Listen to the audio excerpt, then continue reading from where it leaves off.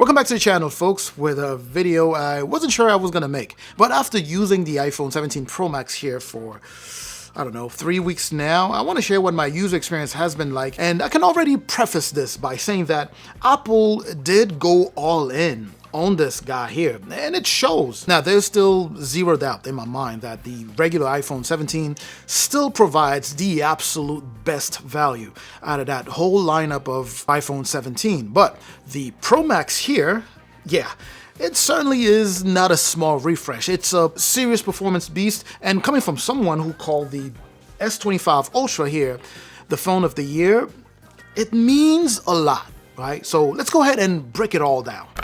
First things first, the design.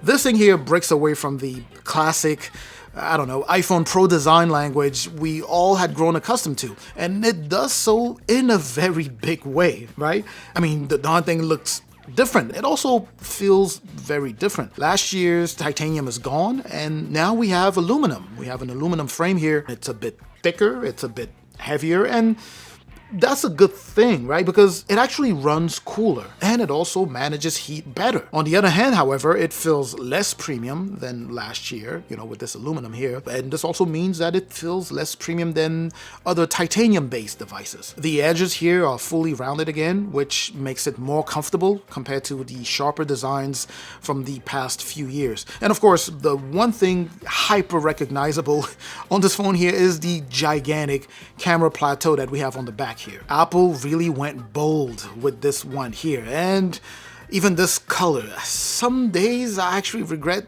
having chosen this color. It's too out there. But anyway, so it's really bold, but at the same time, it's intentional, right? Because it's built to house the upgraded sensors, making room for other things in the main body. I mean, it was really designed for performance and heat management.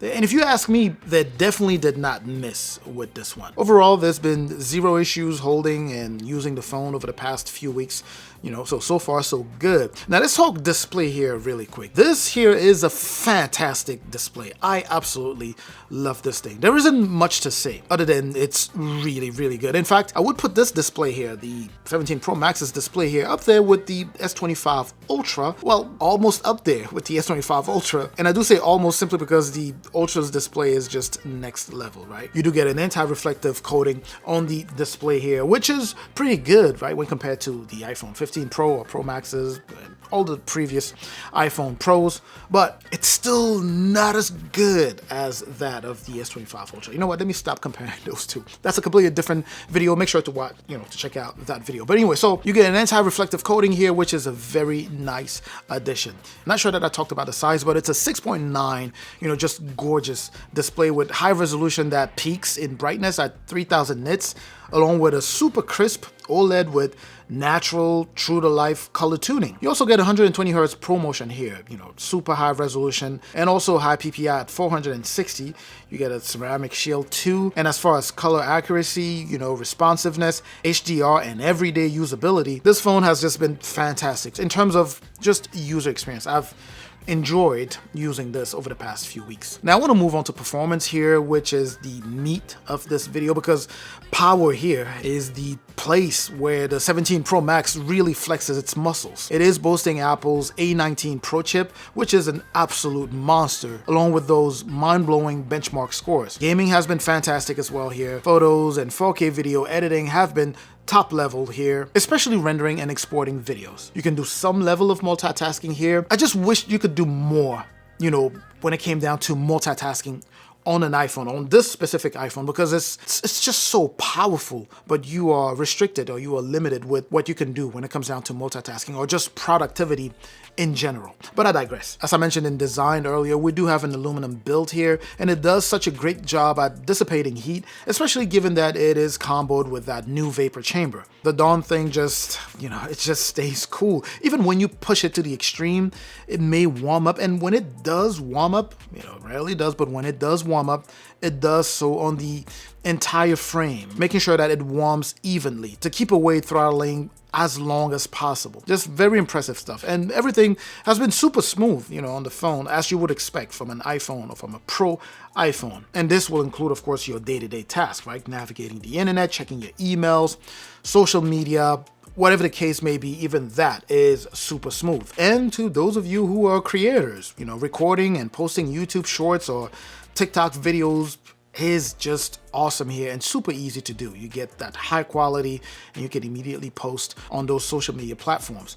To those of you familiar with iOS, you probably already know that apps optimization here is next level, which is always a great thing because, again, even with the apps, they are fast, they open very quickly. You can knock them open, knock them back out without any issues here. Things are just very predictable. Finally, let's talk Apple Intelligence here. It feels like it's finally ready to a certain extent. To a certain extent, it's finally ready.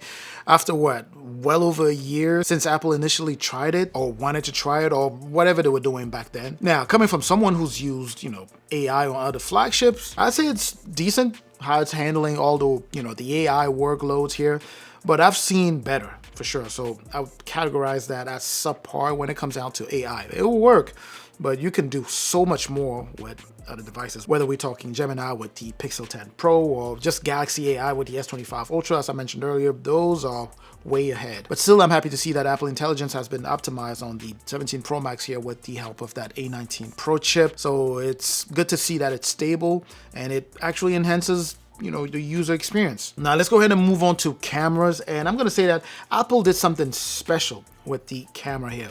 It's already such a great camera, meaning if you picked up the 15 Pro or the 15 Pro Max or the 16 Pro or Pro Max, those cameras were already good. Were already very good, and Apple took it up another notch. I definitely got to give it to them. For those of you who are serious about camera and who happen to be content creators, you have ProRes here, ProRes RAW. You can shoot on the go, edit here, like I said earlier, and upload. The quality is going to be fantastic on both photos and videos, especially videos, because Apple just has a way with videos. You get 48 megapixel sensors across the board. Photos are crisp, punchy, they're very sharp as always, very well balanced, and very natural looking, right? With balanced dynamic range. It's impressive even in low light. We also get that 4x optical zoom that is surprisingly sharp. Video, definitely pro level. You have buttery smooth stabilization, natural tones, accurate highlights, just great stuff. And the new square selfie sensor, portrait or landscape video recording without rotating your phone. Yeah, so many people are just loving this feature here. Now let's go ahead and close with battery. And all I'm going to say about battery here is that it's pretty much the perfect combo of a huge battery plus top level thermals, which is bound to yield, this level of absurd endurance. And I have to admit, that first week, I'm going to say that first week and a half, battery was kind of funny.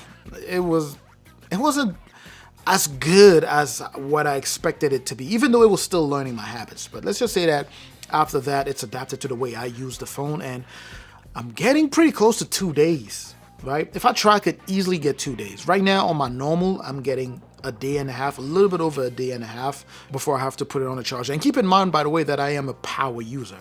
So Apple definitely did something different this time. But anyways, with all of this said, here's my take after 3 weeks of real world testing the iPhone 17 Pro Max here. Apple really came out swinging, and this here is one of the strongest, most complete flagships of the year. And if you're coming from a few generations back, get ready or just prepare yourself for a major upgrade in speed, battery, cameras, and now AI features. The whole package is truly a full-on, upgrade. Now, if you're trying to figure out which one to buy between this and the S25 Ultra, like I mentioned already, I made a video on that, so make sure to watch that video. Anyways, I'm certainly hoping that this was informative. Let me know what any questions you may have in the comment section. Do you agree, disagree with some of the things that I said here? Let me know in that comment section. Make sure to like the video, of course. I would appreciate that.